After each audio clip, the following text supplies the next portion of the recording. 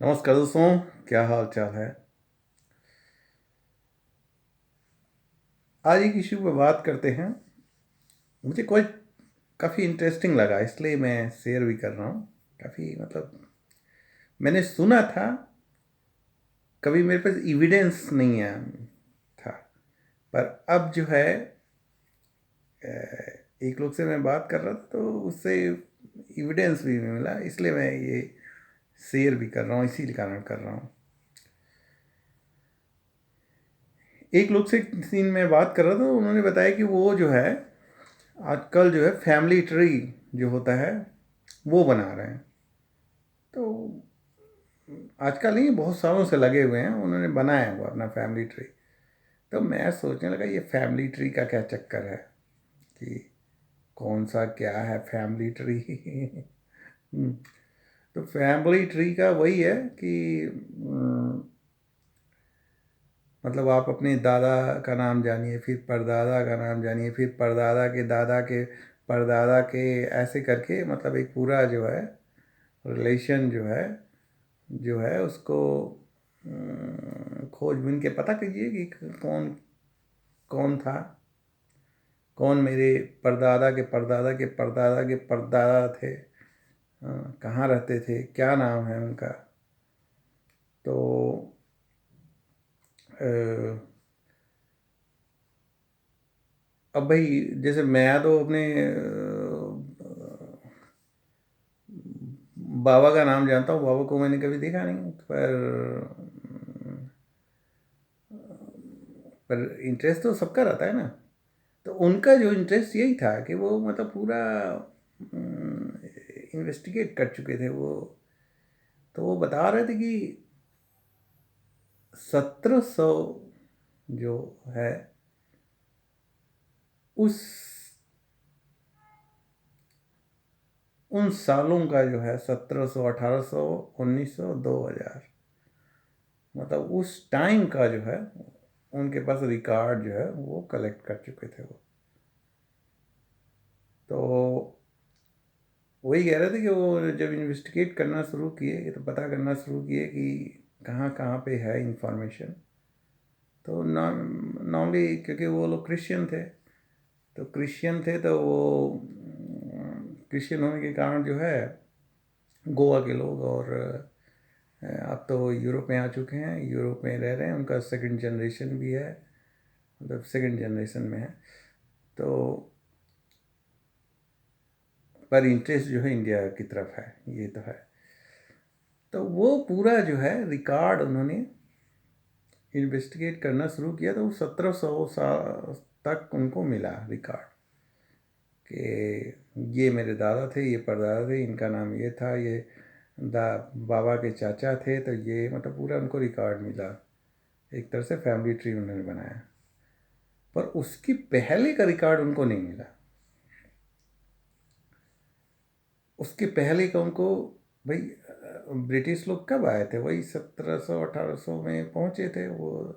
1800 1900, 1700 से लेके 1900 तक, तो 1947 तक तो ब्रिटिश लोग थे ना वहाँ पे भारत में। तो उनका कहना ये था कि हो सकता है कि 1700 के बाद का जो रिकॉर्ड नहीं मिल रहा है, हो सकता है कि हम लोग जो है इस रिलीजन के नहीं थे, हिंदू रिलीजन के नहीं थे, और क्रिश्चियन रिलीजन के नहीं थे, हम लोग हिंदू रिलीजन के रहे होंगे या किसी और रिलीजन के रहे होंगे।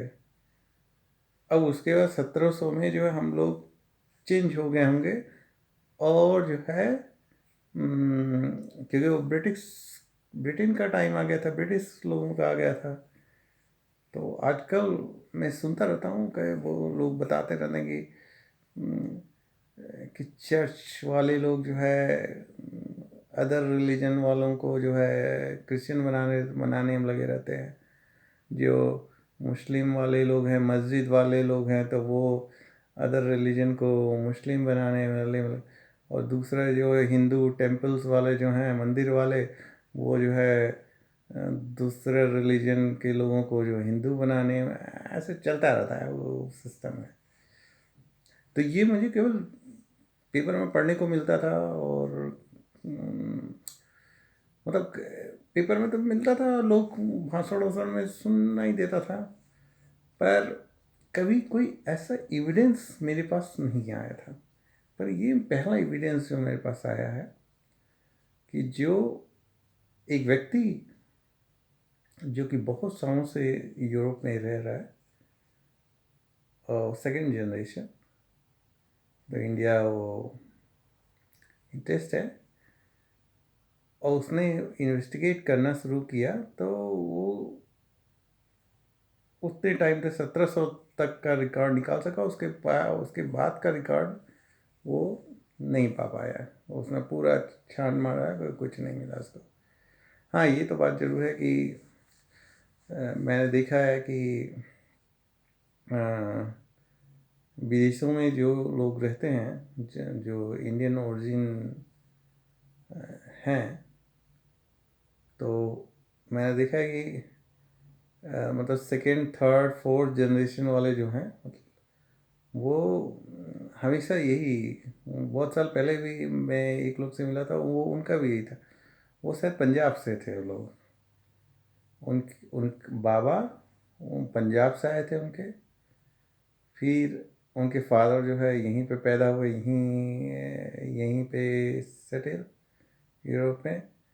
फिर वो उनका third generation, first second second generation में, थर्ड सेकंड या थर्ड, बाबा हुए first second third, third generation हुए। तो कभी इंडिया गया नहीं, कभी नहीं। पर जब भी मैं बात करता था, उनका इंटरेस्ट बहुत ज़्यादा था कि मुझे अपने ज़िंदगी में एक बार पंजाब जाना है, और उस गांव में जाना है, और उस घर को देखना है जहाँ मेरे बाबा ने मतलब स्कूलिंग की, पढ़ाई लिखाई की, जो भी मतलब अपनी ज़िंदगी काटी। फिर उसके बाद वो इधर नौकरी के चक्कर में इधर आ गए होंगे, फिर यहाँ पे बिज़ी हो गए होंगे।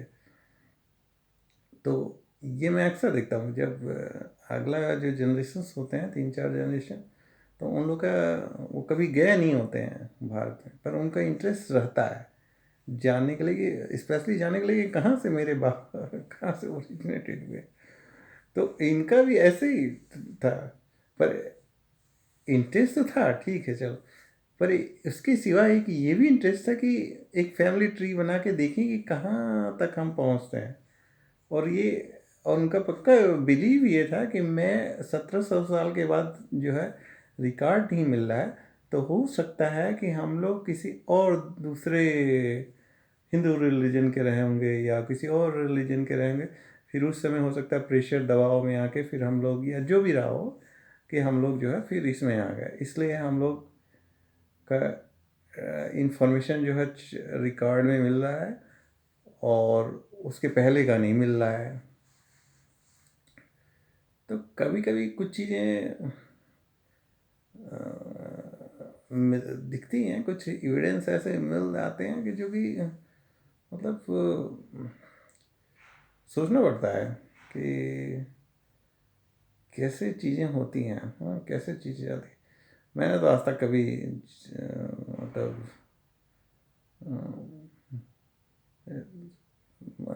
बाबा का, बाबा के बाद का कभी पता ही नहीं है, कभी मैंने नाम सुना नहीं है कि बाबा के बाद का किसी का नाम सुना नहीं है मैंने आज तक।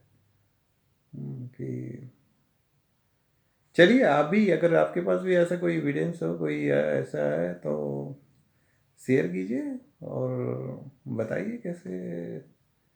तो ये सब स्टोरीज बड़ी काफ़ी इंटरेस्टिंग होती हैं, और कभी सोचने में मजबूर करता है कि कैसे कैसे सिस्टम चलता है। हाँ। चलिए, नमस्कार।